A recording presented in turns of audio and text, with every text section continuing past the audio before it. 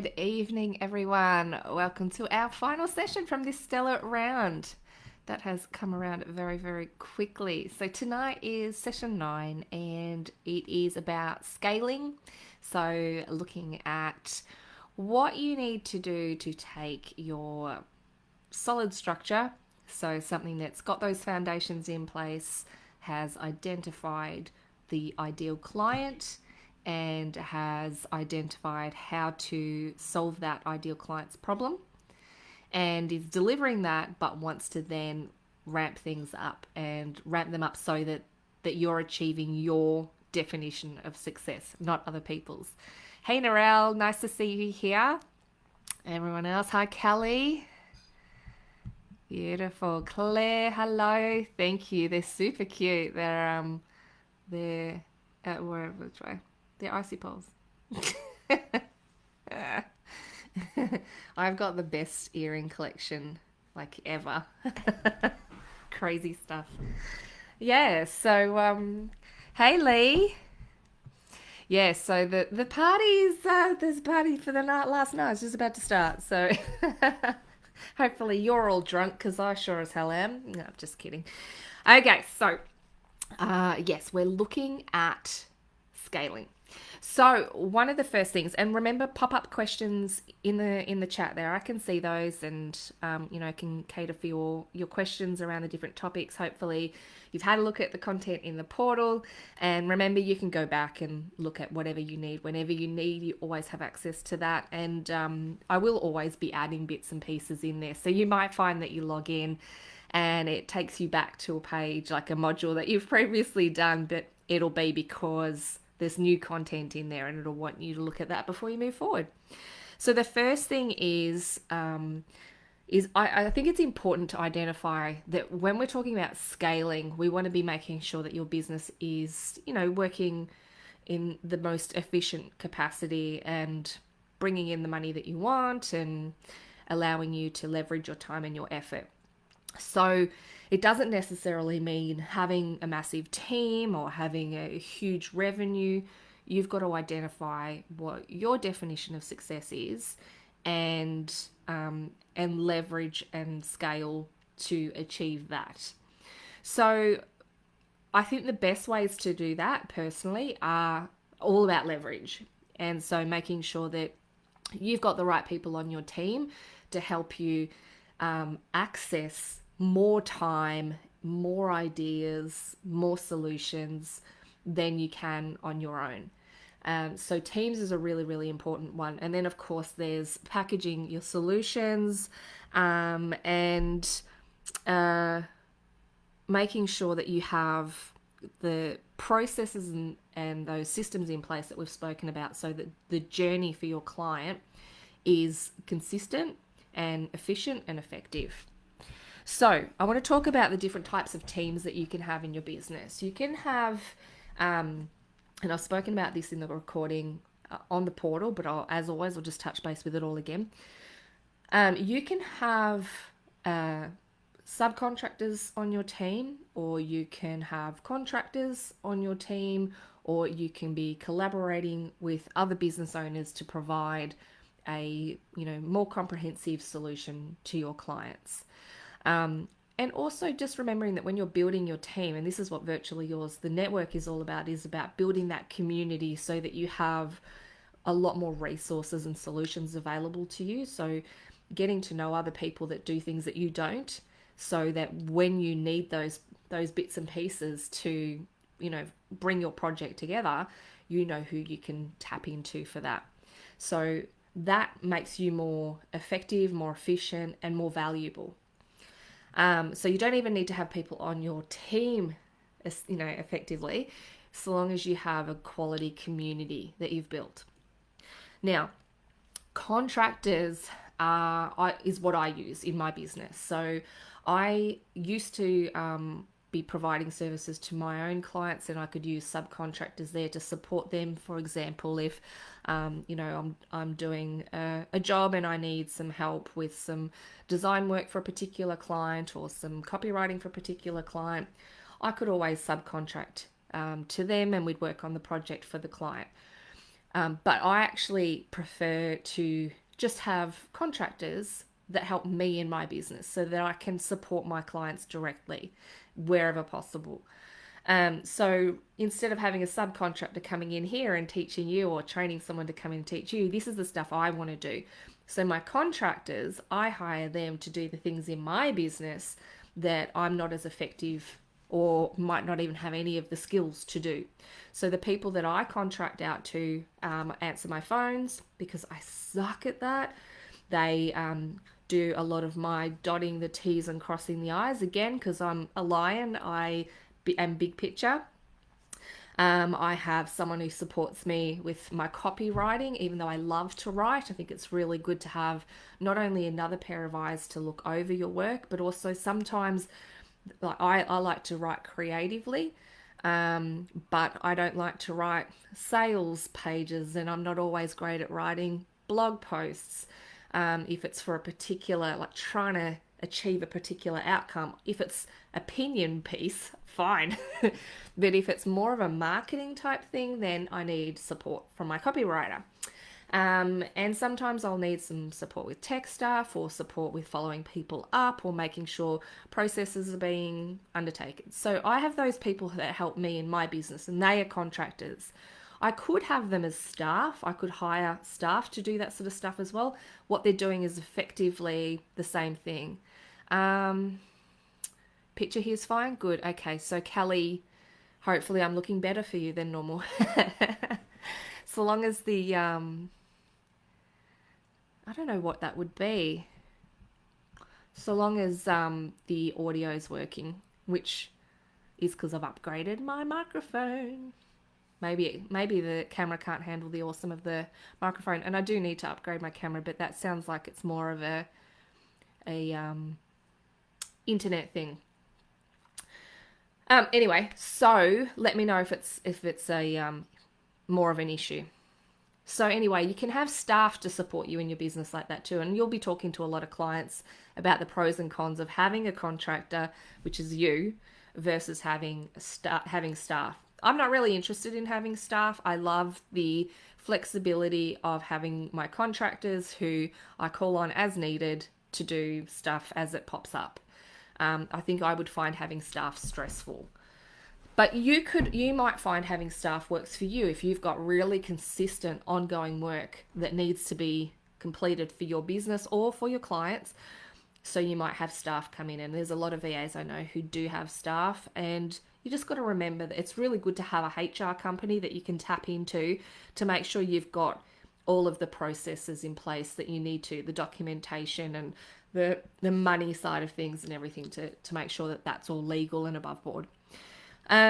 So I have the contractors, and they make it so that I'm way more efficient, and I'm also getting things done even on my days when I'm feeling really lacking motivation, or I'm distracted, or I'm not well, whatever that might be. They're still getting things done for me, which I love. It's awesome. And so I don't have to stress as much. And I can call on them if there is something, I've had times before where I've been unable to run a session, which is like just a regular casual catch up on Viva. And I can say to them, hey, can one of you guys jump in and just host that for me? They don't love it because they're actually all really kind of behind the scenes people, which VAs often are. But, if it's really important, I know that they will do that. So having subcontractors, usually you're using them to support your clients with projects. So they're less likely to be supporting you directly with your business, but it doesn't mean that they're not. And I think a lot of people, I don't see the relationship really as any different. If someone is a subcontractor versus a contractor, the definition is simply that one is supporting you with your work, and the other one is that they're supporting you with your client's work. Yet for some reason, people seem to think that a subcontractor should be paid less than a contractor. I think that's rubbish. I think that if you want to have subcontractors, you need to price your business and your services so that you can afford contractors to help you in your business. That's my opinion, because I think that as a subcontractor, you have two clients you're now responsible to, and you have the same type of work, the same outcome, the same responsibility, And just because you didn't find that client, you certainly managed to wow the person who's your client. So the business owner who is subcontracting to you, you've found them and you've impressed them and they're now hiring you. Is that not, everything that you need to be doing to run a business? So I don't understand why people would assume that a subcontractor would want to be paid less than a regular contractor. I think the business owner that wants a team needs to factor that in their pricing. This is my personal opinion. They need to charge more and they need to communicate that benefit to their clients. So if you're not understanding what the benefit of having a team is to you and your clients, then you can't communicate that to your clients and price accordingly. And I've seen that so many times. And it's important to say to your audience, yeah, I'm charging more. I'm charging $70 an hour. I'm charging $80 an hour, whatever it is. And if I'm unable to do the work, I have a team here who will get it done. Your stuff will get done. I also have people on my team who can do this, this, this, this.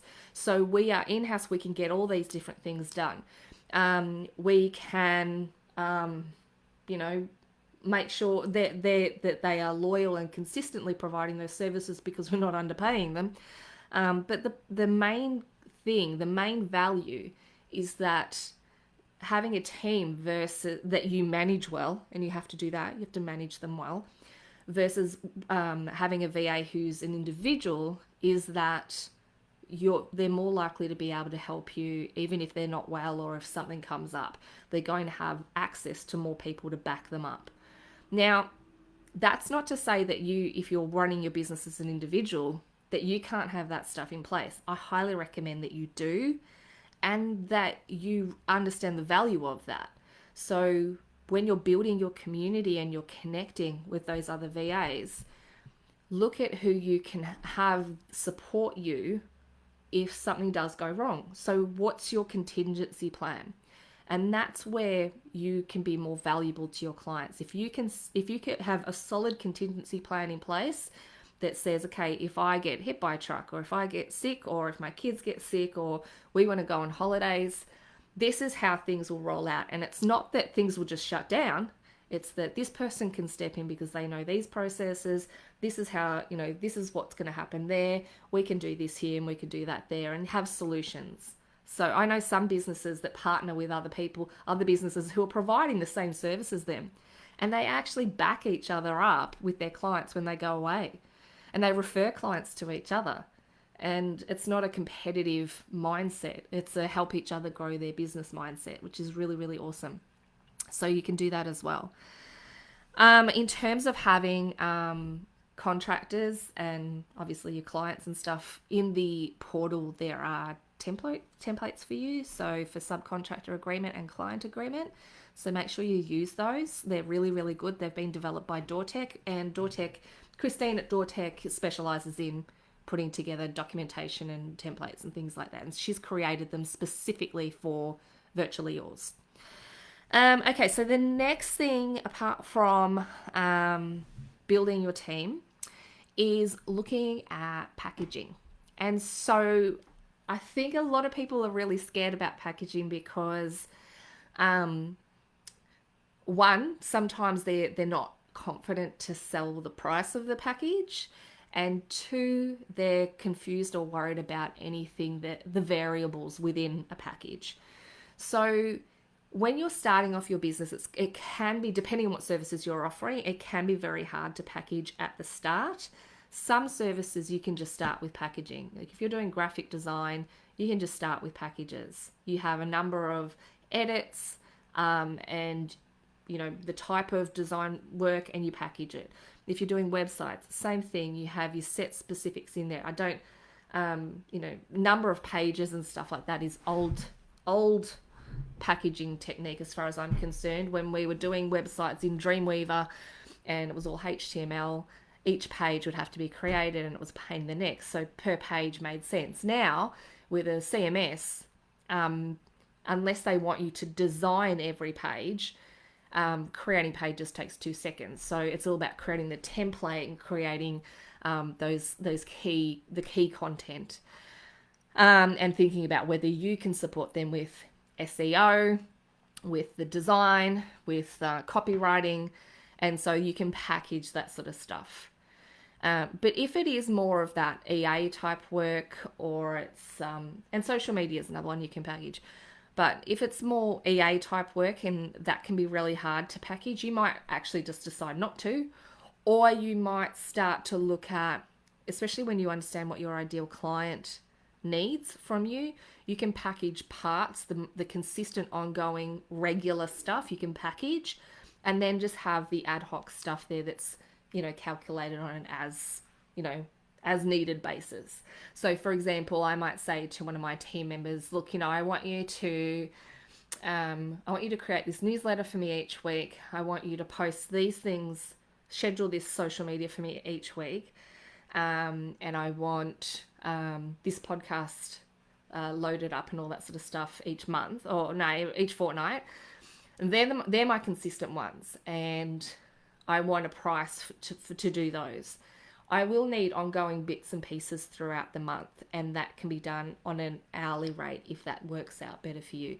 And if we find that it's consistently the same sort of time or demand, then maybe we work out a package that makes it easier and more consistent for both of us. But it can be a little bit hard to package everything, but if you can take pieces and package pieces so that those things are consistent, then that can be really handy for you and for your client, because your client, don't think about it in terms of your client thinking, oh, how long did that package take them?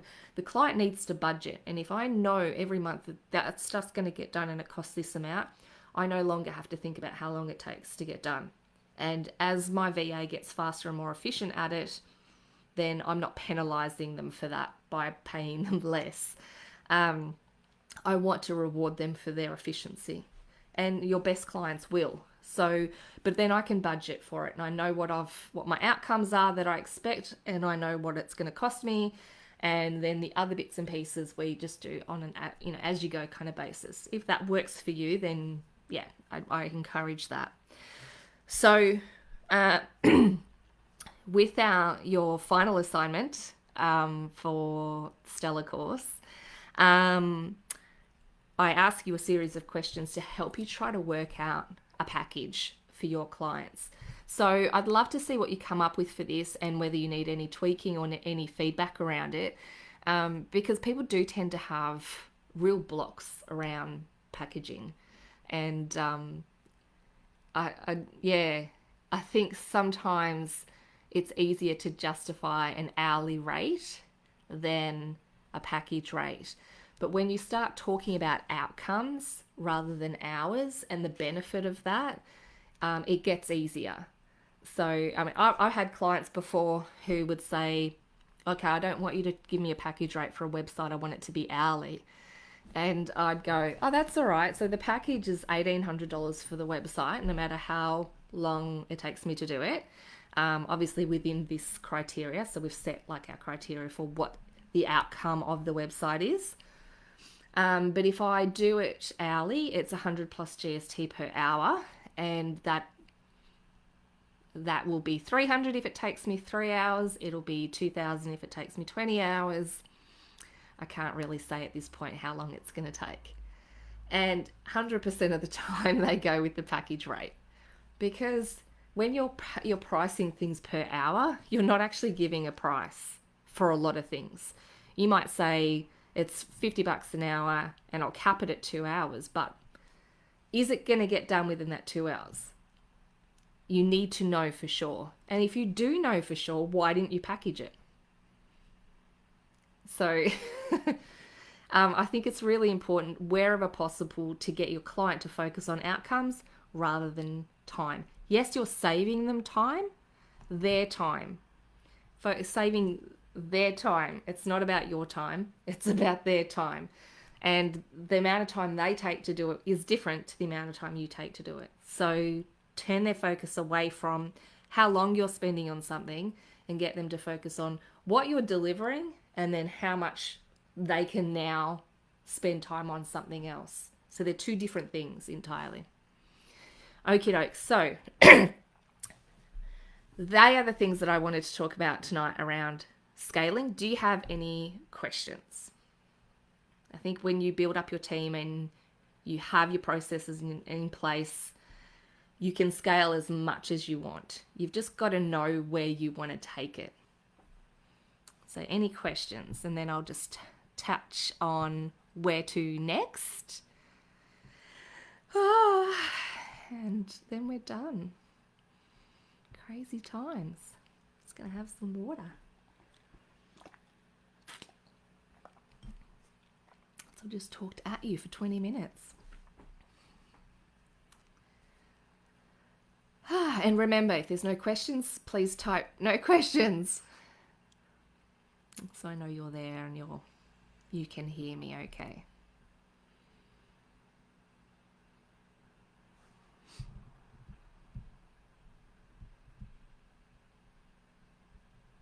Okay, while I'm waiting for that, love the delay. It's my favorite. Thanks, Claire. Where to from here? Thanks, Kelly. So if you're, thanks, Lee. And thanks, Narelle. And I know there's someone else here, but I'm not sure who it is. If you're not a Virtually Yours member, I invite you to join. It is my favorite place in the world. It is such a beautiful community. If you're looking for job leads, join on the Connect level because you'll get access to a whole lot of job leads. But if you're not looking for job leads, you can join on the Inspire level or the listing level. Now, the listing level just gives you a directory listing. The Inspire level gives you access to the community. And as I've said previously, the community is worth its weight in gold. I had someone who joined earlier this year. I was talking about this person to my husband today. And they joined earlier in the year and they had reached out to me to have a chat and to connect and everything. And they'd actually purchased a discovery call with me just to kind of meet and have a chat, which was really nice. And I said to them, look, I can see, I'm getting messages from you and I've got this interaction with you, so I'm getting to know you. But I can see that you're more of a stalker in the community, so you're a watcher. You must show that you're there just by logging in and having a look. Nobody can see that. You have to have a presence. So start asking questions. And don't worry about dumb questions, just ask questions, because there are really no dumb questions when it comes to asking your peers for help in your business. And, give advice where you can. Share stuff that you think is useful. If you find something that's, that other VAs would find useful or funny, share it in there and start having a presence within that community.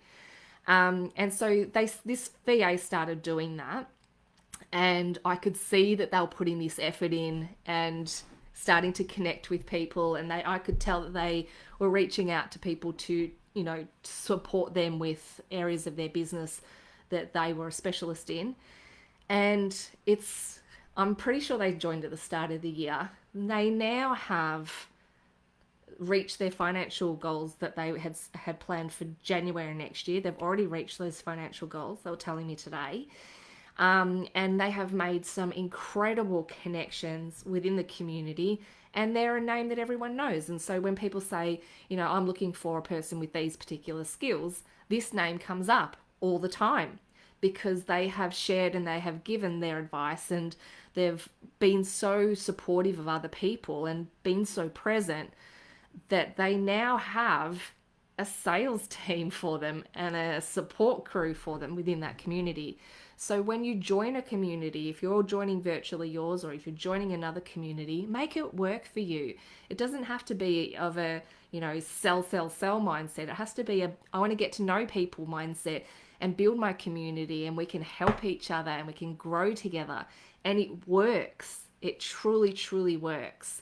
And I cannot recommend that enough. Make it work for you because it is there. It has been built to support you to do that. So the actual ingredients are right there. You just need to use them. You need to get your beater out and use them.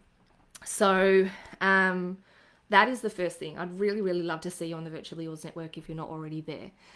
The next thing is that I want you to remember to come back and look at the training and check in to see if there's new training added. Once this is finished, if I add new content, I will let everybody know, because I don't expect you just to keep coming back in and having a look if it's not on your radar, but I'll let you know. But when you're working on your business, come in and check in the portal and, tap into those different topics to see how they can support you to grow. Remember, there's heaps of links in there, lots of videos to watch. So please, use those. And remember, you can message me with questions anytime. If you haven't used your one-to-one yet, please schedule that in when you can, just not in January, because I don't do one-to-ones in January.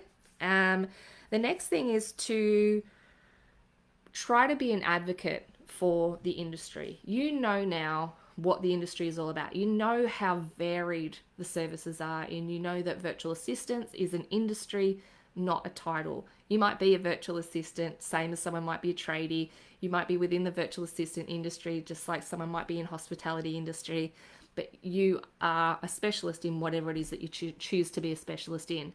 And so educate people about the fact that in Australia, virtual assistant is an industry that has a huge variety of skills and highly professional, fun, and collaborative business owners who can work together to support any business owner and empower each other. So I implore you to do that. And then, the final thing is just to keep on learning and keep connecting with each other. You'll have access to the Facebook group. What did I say? Facebook book all the time. So you can go in there and ask questions. But if you do join the Virtually Yours network, that is where the conversations really are happening. And now it is, thank you so much for being a Stellar student. I've got a link in the portal as well to a survey. I would love your feedback.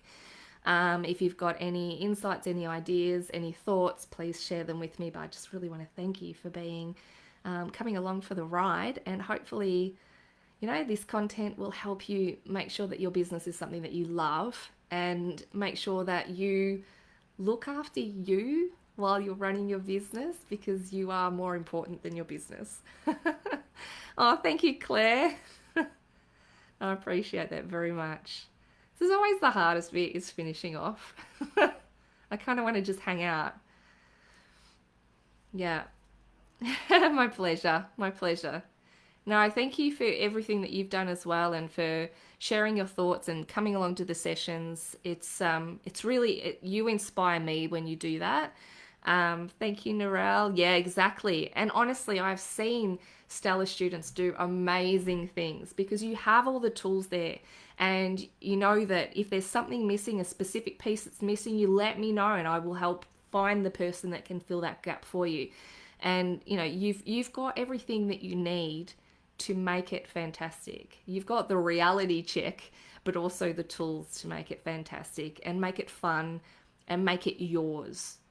So hopefully if you've done the different worksheets, you can see how unique your business setup can be and how powerful that is. You're not just a cookie cutter, and you're not the same as all the rest. You're special. You're stellar. All right, my lovelies. If there's no more questions, I'm going to finish up there. And as I said, please fill out the survey. And if you have any ideas for extra content that you want me to gather for the group, let me know. I'm always on the lookout for that. And I will be speaking to you all very, very soon, I am sure. Okay. Love you all.